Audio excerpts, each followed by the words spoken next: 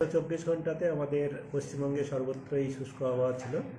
আর এখন আমাদের আগামী কয়েকদিনের বিভিন্ন জেলার জন্য যেটা আবহাওয়ার পূর্বাভাস রয়েছে তাতে সমস্ত জেলাতেই আগামী কয়েকদিন, আগামী 3-4 দিন শুষ্ক আবহাওয়া থাকার সম্ভাবনা রয়েছে।